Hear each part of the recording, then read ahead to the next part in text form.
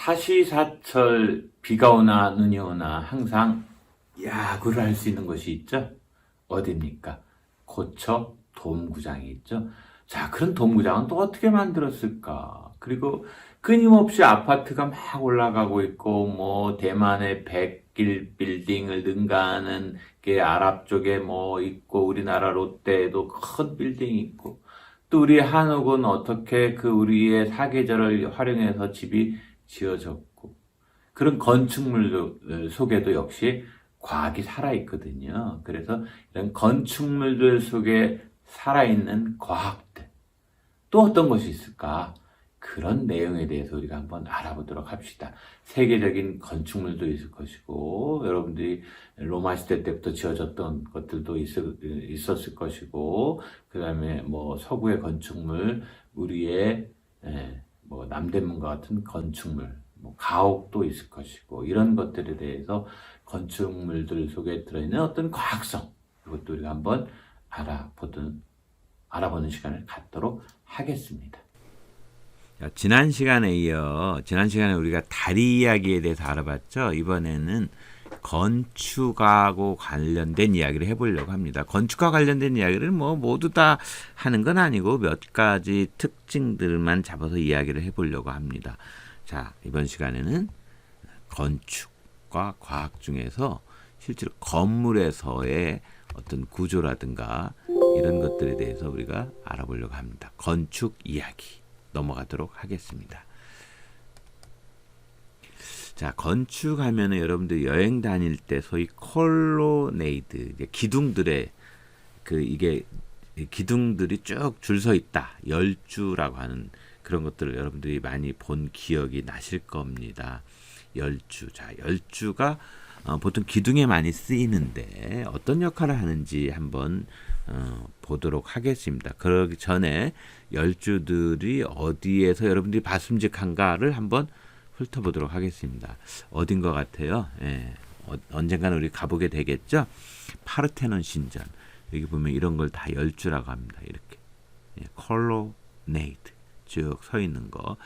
이 위에다가 상판을 올려가지고 뭔가 이제 건물을 짓는 거죠. 그죠? 예. 그러니까 지탱할 수 있을 정도의 기둥들을 이렇게 올리는 겁니다. 여기는 그리스, 아테네, 파르테논 신전. 여기는 뭐예요? 로마, 바티칸에 보면은 여기에 이제 베드로 성당이 있고 여기 기둥들이 쫙. 여러분들이 아마 전철을 타고 가시면 여기 정도의 전철역이 있을 것이고 또 이쪽 편에도 있어요. 여기 정도의 이제 뭐 바티칸 우체국이 있고 교황님이 이 건물 베드로 성당에서 쭉 이야기를 하죠. 이 수많은 기둥들. 이 기둥 하나에 지금 이게 커서 그러는데 사람이 한 뭐 대여섯 명? 더 넘어야 되나? 양팔 벌려가지고 삥 둘러야 쌀 정도로 이 기둥이 굵습니다.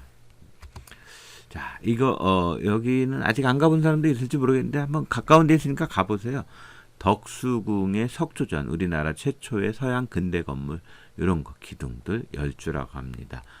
혹시 여기는 어딜 것 같아요? 세종문화회관. 네. 그 이순신 장군 동상 있는 그 광화문에 있는 세종문화회관, 이것도 열주죠. 기본적으로는 이런 기둥들 위에 이렇게 판을 올리는 그런 그 어떤 보로서의 기능을 하고 있다. 자, 이런 이제 열주들이 분포되어 있고, 그 다음에 돔 구조에 대해서 한번 알아보려고 하는데요. 예를 들어 보세요. 조금 전에 우리가 열주들 기둥으로 파르테논 신전 기둥 위에 돌로 된 들보를 걸쳐놓는 구조로 건물을 세운다 하면은 가운데 부분이 무너질 위험이 있어서 기둥을 촘촘하게 세워야 되겠죠, 그죠? 그러니까 여기가 이렇게 기둥 이렇게 세우고 여기 위에다가 이제 뭐를 얹힌다 이 말이에요. 이게 안 무너지려면 여기를 지탱할 수 있을 정도로 계속 이렇게 기둥을 세워야 되잖아요. 그런데 기둥 없이도 우리가 큰 건물을 세울 수 있다면 얼마나 좋겠어요. 공간을 잘 활용할 수 있잖아요. 그래서 기둥 없이도 큰 건물을 세울 수 있는 구조로 돔 구조라고 하는 것이 여러분들의 눈길을 끌을 겁니다. 이거는 어떻게 보면은 건축학상의 대단한 진보라고 할 수가 있겠습니다. 돔이라고 하는 정의는 뭐냐면은 반구형 건물 구조체로서 원형, 육각, 팔각 등의 다양한 평면 위에 만들어진 둥근 곡면의 천장이나 지붕을 우리가 돔 구조다 그래요. 여러분들 머릿속에 혹시 야구 좋아하시는 분들은 다 아시겠지만 고척돔 야구장이 있죠. 그죠? 기본적으로 이거는 돔이라고 하는 것은 여러분들이 아시는 것처럼 이거 하나 이런 구조를 우리가 아치 구조라고 하잖아요. 그래서 이 차원의 아치 형태에서 이렇게 쭉 연결해 모두 이렇게 이런 식으로 여기도 아치, 여기도 아치, 뭐 이런 식으로 쭉 연결하면 그게 바로 돔 구조가 되는 겁니다. 그래서 3차원 돔의 형태로 진화했다. 그러니까 아치 지난번에 얘기했지만은 기본적으로 이렇게 누르는 힘이 있으면은 이 힘을 이렇게 나누어진 힘으로 하다 보니까 분산이 돼가지고 힘이 더 실제로 누르는 것보다 지탱할 수 있는 그 능력이 더 커지는 거죠. 우리 발이 그렇잖아요. 평발인 사람은 좀 힘들지만은 아치형 발 구조가 우리의 신체 서서 다닐 때 그 힘을 좀 나누어서 받거든요. 그래서 우리의 발이 아치 구조로 되어 있다라고 하는 것을 여러분들이 알 겁니다. 아무튼 아치가 여러 개 모이면 돔이 된다 이렇게 생각하시면 됩니다. 이 돔 구조로 여러분들이 알만한 거는 이글루, 눈집 있죠. 이런 식으로 짓고 있죠. 이렇게 눈을 딱딱딱 이렇게 점점 해가지고 여기를 파내면 입구가 되는 거죠. 여기에 눈이 또 덮이면 이 안은 따뜻하게 되는 눈집 구조. 이것도 일종의 돔이죠. 돔 중에서 여러분들이 많이 들어봤을 법한 게 이제 지오데식 돔이라고 하는 것에 대해서 우리가 실제로 이제 한 번씩 만들어 볼 건데요. 같이 만들어 보는 것 중에 이제 지오데식 돔이고 여러분들이 학교의 교사가 되었을 때 우리 어린 학생들하고 같이 이걸 많이 해보게 될 거예요. 기본적으로 이제 이 지오데식 돔은 이렇게 보면은 이렇게 삼각형, 기본 삼각형으로 돼가지고 이렇게 하나, 둘, 셋, 넷, 다섯, 여섯, 육각형이 있고 여기에 이제 뭐 이렇게 하나, 둘, 셋, 넷, 다섯, 여섯 군데서 만나는 데가 있고 뭐 이런 식의 구조를 가지고 이거는 이제 뭐 일종의 온실을 잠시 지어놓은 거거든요. 간단하잖아요. 이런 삼각형 틀 이런 것만 있으면 다 지탱할 수가 있어요. 실제로 이렇게 막 여러 사람이 이런 파이프를 해가지고 이렇게 해서 올라타는데 안 무너져. 이런 지오데식 돔에 대해서 물론 돔 구조가 여러 가지가 있지만은 학교에서는 보통 직접 만들어보는 역할들을 하거든요. 이 지오데식 돔이라고 하는 것은 건축학상으로 거슬러 올라가면 굉장히 중요한 의미를 가지는 게 1967년에 벅스민스터 풀러라고 하는 사람이 몬트리올 만국 박람회에서 엑스포 67년도죠. 미국 전시관을 설계를 하는데 이런 구조를 해버렸어요. 굉장히 간단하죠. 이런 강철 같은 거 쭉 얼기설기 해가지고 만들었어요. 좀 확대해 보면은 이런 식으로 연결해가지고 그러니까 기둥이 뭐 그전 건물들 보면 이 안에 이렇게 세우려면 기둥을 쭉 이렇게 세워야 되잖아요. 근데 기둥이 하나도 없어. 이게 기둥 없이 했으니까 이 안의 공간을 이 사람들이 이용할 수가 있겠죠. 그죠? 이 벅스민스터 풀러라고 하는 사람은 어떤 걸 제안을 했냐면은 실제로 뉴욕 시내에 3km짜리에 그 한번 이런 그 돔을 한번 만들어 보자라고 얘기를 했는데 그러지는 않았을 거예요. 실제로는 하지는 못했고 그런데 이게 사실은 이런 구조는 기본적으로 이 돔 구조가 됐을 때에 이 지오데식 돔을 만든 이 풀러라고 하는 사람이 사실은 굉장히 중요한 명칭으로 되살아났어요. 어떤 걸로 되살아났냐면은 여러분들이 아실란가 모르겠는데 축구공을 닮은 탄소체로 혹시 플러렌이라고 하는 거 들어보셨나요? 플러렌. 이 플러렌은 여기 있는 분이 원래 이 구조를 축구공 같잖아요. 축구공에서 찾은 이제 분자 모형인데 이 헨리 크로터라는 분이거든요. 여기 사진 속의 인물은 헨리 크로터라고 하는 분은 원래 이제 영국 사람인데 유태인이에요. 유태인인데 기본적으로 이분께서는 원래 이제 그 나치 정부 시절에 폴란드 유대인이니까 탄압을 받을 거 아니에요, 그죠? 그래서 폴란드에서 1900년에 이제 이 클로토의 아버지가 그 베를린으로 폴란드에서 태어나가지고 베를린으로 이주한 유대인이었는데 여러분들 기억 속에 아시겠지만 히틀러 정권이 1937년에 나치 정권이 집권을 하게 되거든요. 나치 집권이 집권했을 때 집권 기간이 1937년에 그 영국으로 피신을 해요. 그리고 나서 1939년에 2차 세계대전이 일어나거든요. 그래서 영국 정부는 적성 국가잖아요. 영국 입장에서 보면은. 그래서 이 클로토의 아버지를 그 아일 오브 맨이라고 맨섬이라는 데가 있어요. 영국의 남쪽에 맨섬으로 억류하고 이 엄마는 캠브리지 지방의 작은 마을에서 이제 이 클로토를 낳게 돼요. 그래서 이제 클로토는 원래 이제 풍선 공장을 하던 베를린 시절부터 풍선 공장을 하던 사람이거든요. 그래서 이제 그 아버지 밑에서 자라면서 영국에서 공부를 하고 나중에 이제 전파 천문학자의 길을 걷게 돼요. 청소년기에 뭐 화학이나 물리, 수학을 좋아했고 그다음에 미술, 그래픽 디자인 같은 것도 굉장히 잘했고 그다음에 학교 테니스 대표, 체육에도 관심이 많았다고 그래요. 그래서 이 사람은 이제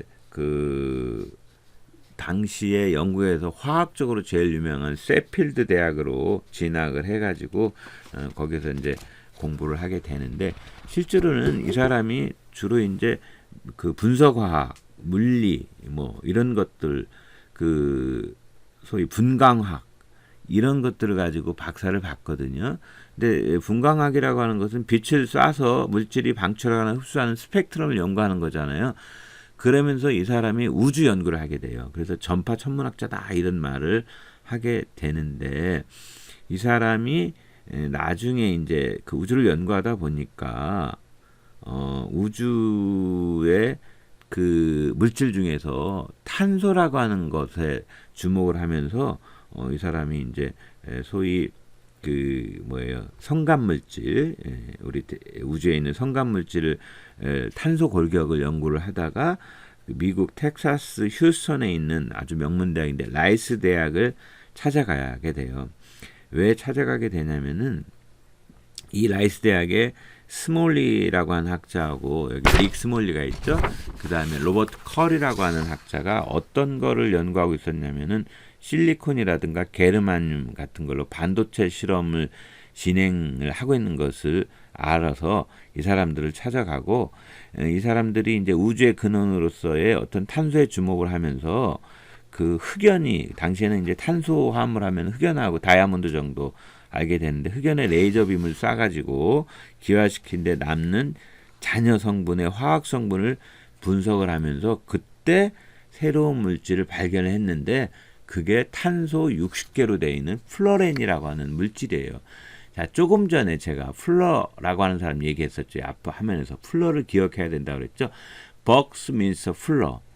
근데 그 탄소, 흑연에서 나온 탄소 60개짜리 과연 어떻게 되어 있는가라고 얘기를 했을 때 이 사람들은 혹시 이 구조가 축구공의 구조하고 같지 않을까. 특히 1967년도에 플러라고 하는 사람이 앞에서 만들었던 그 구조가 아닐까 그러면서 이 구조의 이름을 벅민스터 플러렌이라고 이름을 붙이게 돼요.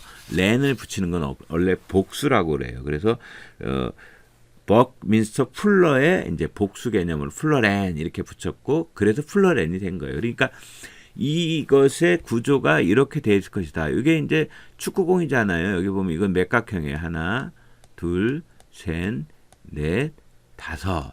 오각형. 이거 빨간 거예요. 몇 개예요? 이거 세보세요. 12개예요. 12개. 셋, 3, 40, 12개죠. 그 다음에 육각형이 있죠. 육각형 20개로 이루어진 축구공이거든요.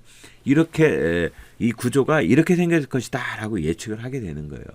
그러니까 축구공 속에서 찾은 분자 모형이 플러렌이고 그 플러렌은 미국 건축가 벅스민스터 풀러로부터 유래된 것이다라고 하는 게 굉장히 의미가 있죠. 특히 그 이 앞에서 본 벅스민스터 풀러의 그 뭐야 이 구조물 지오대식 돔 구조물이 기둥이 필요 없는 건데 아주 적은 재료로 훨씬 커다란 공간을 만들 수 있고 가볍고 견고하다는 장점이 있는데 바로 이 플러렌이 그런 특징을 다 만족을 시키고 있는 거예요.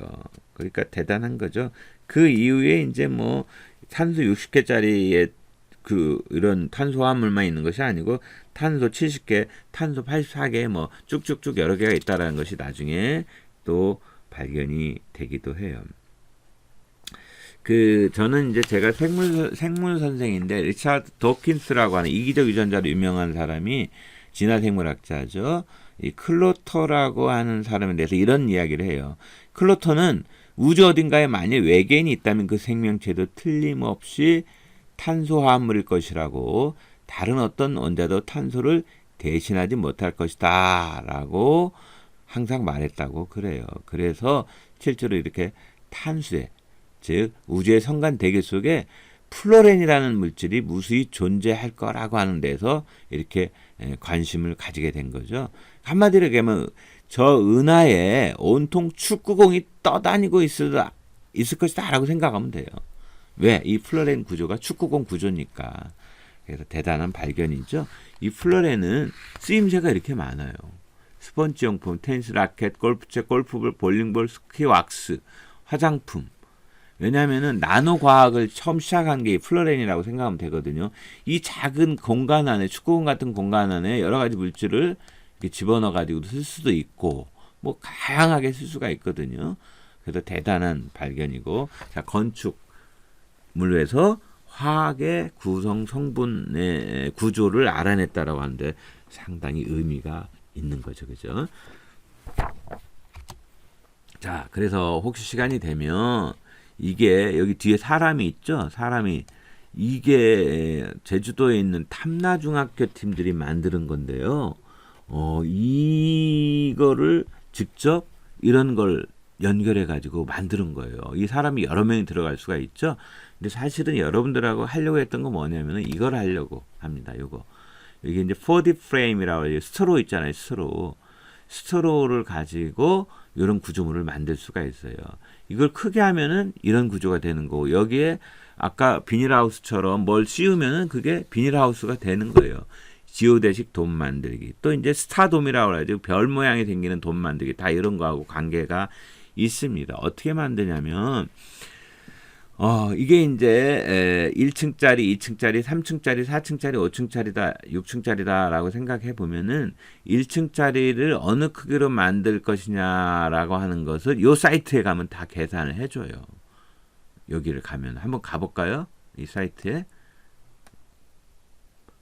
자, 이렇게 사이트에 접속을 하면 여기에서 캘큘레이터를 그러니까 이거는 1단짜리, 2단 2단, 3단, 4단, 5단, 6단 이렇게 어느 걸 할래? 만약에 1단짜리를 하겠다. 그럼 이렇게 딱 누르면은 여기에 이 돔의 반지름을 얼마로 할래? 예를 들어서 얼마로 해볼까요? 한 10.5인치로 해봅시다. 10.5인치. 1인치가 2.5니까 반지름 25cm짜리를 만들고 싶다. 이렇게 딱 치면은 나오죠. 여기 이런 걸로 A짜리로 11.04인치짜리를 준비하면 되고 여기에 이제 이 돔을 만들려면은 25개가 필요하고 그다음에 완전 굴을 만들려면은 30개가 필요하다.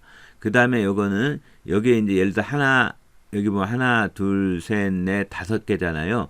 이 5개의 그 연결고리를 갖는 데가 6개가 필요하다. 돔을 만들 때는 굴을 만들 때는 12개가 4군데 연결시키는 하나, 둘, 셋, 넷 여기잖아요. 이런 것은 5개가 필요하고 굴은 필요 없다. 이런 뜻입니다. 그러면은 뭐 좀 복잡한 것도 여러분들이 할 수가 있겠죠. 예를 들어서 한 이 정도 만들어 볼까요? 3층짜리, 3단짜리를 만들면은 우리가 예를 들어서 지름을 한 2.5m 정도 해볼까요? 그러면은 2.5m면 이 정도 되나요? 딱 제출을 하면 2.5니까 200cm니까 그죠? 2.5m 정도 하려면은 요 세 종류가 들어가죠. 이렇게 A, B, C 이렇게 해가지고 이렇게 연결하면 되는 거예요. 그 다음에 이거는 몇 개가 있을 거다, 몇 개가 있을 것이다. 이 사이즈에 따라서 어떤 규격의 돔을 만들 거냐 해가지고 이렇게 다 계산해주는 그런 사이트가 있습니다. 참 편하죠? 편한 세상입니다. 자, 그러면 계속 이제 슬라이드 쇼를 또 보도록 하겠습니다. 자, 이 돔 구조로 유명한데 여러분들 여행을 하게 되면은 한 번 정도 들려보는 건 어떨까 싶은 게 뭐냐면은 판테온, 판이라고 하는 건 모든이라는 뜻이거든요. 모든. 테온은 신이에요, 신. 그러니까 만신전이다. 모든 신들이 있는 것이다라고 생각하면 돼요. 이 판테온 신전을 가보면은 이게 로마 사람들이 지어놓은 거거든요. 그래서 지름이 43cm의 콘크리트를 가지고 지은 거예요. 이 콘크리트에는 그 응애암이라고 하는 것은 뭐냐면 화산재, 화산 가루 뭐 이런 거죠. 그래서 화산에서 나온 암석이 응애암인데 화산에서 나온 재가 굳어진 게 응애암인데 그걸 가루로 빠고 여기 석회석 가루를 섞고 모래압으로 해가지고 이런 콘크리트를 만들게 돼요. 그 다음에 천장에 이렇게 구멍이 뚫려 있어요. 신의 눈이라고 보통 얘기를 해요. 이게 돔 구조란 말이에요. 이게 기둥이 없어 이렇게 사람이. 물론 여기 기본 기둥은 이렇게 열주들이 있기는 하지만 가운데가 만약에 이런 돔 구조가 없으면 가운데도 다 기둥을 세워야 되거든요. 여기에 이제 뭐 누구 유명한 사람의 무덤도 있고 그래요. 내가 스포일러가 돼서는 안 되기 때문에 여러분들 직접 방문해서 볼 수 있도록 하고요. 그 다음에 여기에 이제 비가 물론 세게 오면 들어차겠지만 약하게 오면은 판테온으로 비가 안 들어온다고 그래요. 왜 그럴까요? 생각해 봅시다. 왜 그럴까? 비가 오는데 일로 구멍이 분명히 뚫려 있는데 빗방울이 안 들어와. 왜 그럴까? 생각을 해봅시다. 왜 그럴까? 고척돔. 야구 좋아하는 사람 한번 가봤죠? 가봤을 거예요. 무슨 히어로즈인가? 지금 누가 여기 구단인가? 여기도 보면 야구를 하려면 여기 기둥이 없잖아요. 기둥이. 그래서 여기 보면 아치 구조하고 트러스 구조로 돼가지고 이렇게 쌓아놓고 물론 여기 이제 하부 링빔이라든가 이런 게 있을 거예요. 자, 여기 높죠. 그 다음에 여기에 이렇게 철골 구조로 해놓고 골조를 쳐놓은 거예요. 이게 이제 뭐 도쿄돔 같은 경우는 바람으로 하는 그런 구조가 있고 조금씩 다 형식이 다르거든요. 철골 구조로 했는데 안 무너져 이게. 그리고 여기를 뭐 덮었어요. 그러니까 비가 오나 눈이 오나 항상 야구를 할 수가 있어요. 그런데 흔히 돔구장은 홈런이 잘 나온다고 그래요. 왜 그럴까?